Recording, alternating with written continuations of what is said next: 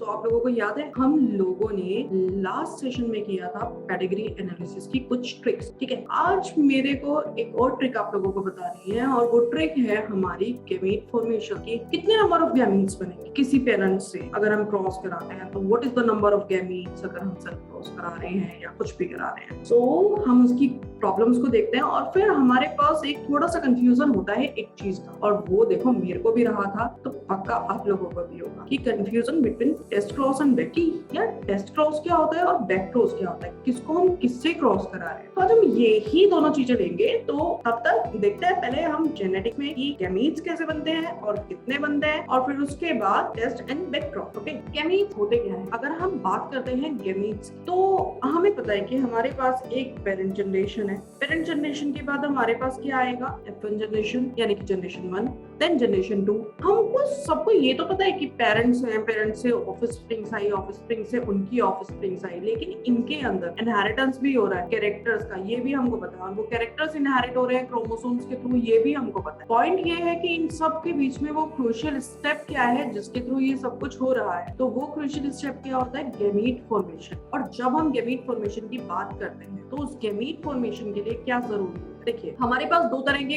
Chromosomes हो सकते हैं, होमोजाइगस एंड सेकंड होगा हमारे पास heterozygous. Homo means same, okay, hetero means different. So जहां पर मेरे पास जो क्रोमोसोम है वो ए कंडीशन में है, दैट मींस होमोजाइगस कंडीशन है, और जहां पर मेरे पास वही क्रोमोसोम कैपिटल ए और स्मॉल ए कंडीशन में है तो वो हो गई हेटेरोजाइगस। जब भी मैं होमोजाइगस कंडीशन से गैमीट्स का फॉर्मेशन करवाऊंगी तो सबके अंदर कैपिटल ए ही आएगा। तो होमोजाइगस कंडीशन कभी भी गैमीट फॉर्मेशन में कुछ भी हिंड्रेंस नहीं करती, वो एक यूनिटरी में ही आपके गैमीट्स को फॉर्म करेगी, यानी कि सारे gamete same kind of chromosomes को रखेंगे। बट जहां बात आती है हेटेरोजाइगस कंडीशन यानी कि कैपिटल ए एंड स्मॉल ए, तो यहाँ पर कुछ गैमीट्स ऐसे होंगे जिनके साथ कैपिटल ए होगा, कुछ गैमीट्स ऐसे होंगे जिनके साथ स्मॉल ए होगा। सो बेसिकली गैमीट फॉर्मेशन में कितने नंबर ऑफ गैमीट्स बनने हैं, कितने टाइप के गैमीट्स बनने हैं, वो होमोजाइगस पर डिपेंड नहीं करता, वो डिपेंड करेगा हमारे पास हेटेरोजाइगस नंबर ऑफ क्रोमोसोम। तो इसके लिए हमारे पास एक सिंपल सी शॉर्ट ट्रिक है, दैट इज 2 की पावर n। बहुत सिंपल है, 2 की power n। What is n? n होता है हमारे पास number of heterozygous pair. For example मेरे पास है कैपिटल D एंड स्मॉल, यहाँ पर कितने हेटेरोजाइगस है, सिंगल के हेटेरोजाइगस 1। फॉर्मूला इज 2 की पावर n, सो 2 की power 1 is equals to 2। So number of gametes 2 होंगे, एक जिसके पास कैपिटल T होगा, एक जिसके पास स्मॉल t होगा।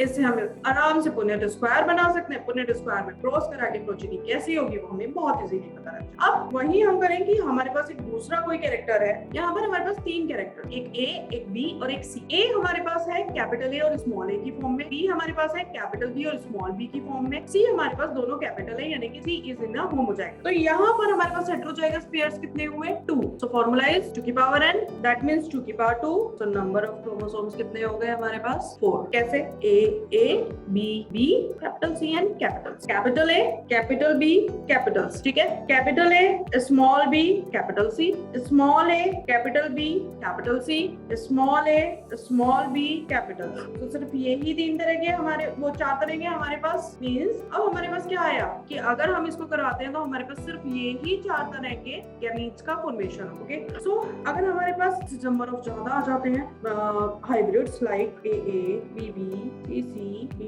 D, E, F and F, total 4 number of hybrid यानी कि 2 की पावर 4, that means कितने हो गए gametes, first, yes, second. Okay, so these are the short trick like 2 की power n to calculate the gamete. Okay, now अब हमारा second portion क्या होगा, second portion है हमारा test cross and back cross. तो क्रॉसेस जो होते हैं वो 2 तरह के। जब भी हमें ये देखना होता है ना कि हमारे पेरेंट्स किस तरह के, ऑफस्प्रिंग किस तरह के, या जो पेरेंट्स थे पेरेंट्स का जीनोटाइप क्या है, तो उसको हम जीनोटाइप को आइडेंटिफाई करने के लिए क्या करते हैं, हम उनके 2 क्रॉसेस कराते हैं, इधर टेस्ट क्रॉस या बैक क्रॉस। टेस्ट क्रॉस क्या होता है, टेस्ट क्रॉस होता है कि जब हम ऑफस्प्रिंग का क्रॉस किसके साथ कराएं, क्रॉस करवाई हमने किसके साथ, क्योंकि हमें टेस्ट करना है, तो हम करवाते हैं होमोजाइगस पेरेंट्स के साथ, होमोजाइगस रिसेसिव पे, ठीक है। बैक क्रॉस के अंदर क्या होता है, बैक का मतलब क्या है, पीछे, ऑफ स्प्रिंग को उससे पीछे वाली यानी कि पेरेंट जनरेशन में किसी के भी साथ अगर हम क्रॉस कराते हैं तो उसको बोला जाएगा बैक क्रॉस। देखो टेस्ट करना है तो कैसे टेस्ट करोगे, हमें वहां पर टेस्ट करना है कि वो डोमिनेंट है, रिसेसिव ट्रेट से बना हुआ है, तो कैसे करेंगे, डोमिनेंट तो हर कंडीशन में डोमिनेट होना है, तो डोमिनेट को टेस्ट करने के लिए क्या करेंगे, हम रिसेसिव के साथ बैठा देंगे। तो हमने वहां पर क्या करा, होमोजाइगस रिसेसिव के साथ उसको क्रॉस कराया। बैक क्रॉस में हमने क्या किया, बैक क्रॉस में हमने करना है सिंपल सा, बैक जाना है, एक स्टेप बैक, बैक जाने का मतलब पेरेंट्स के पास गए, पेरेंट्स में से किसी भी एक पेरेंट के साथ क्रॉस करा दिया,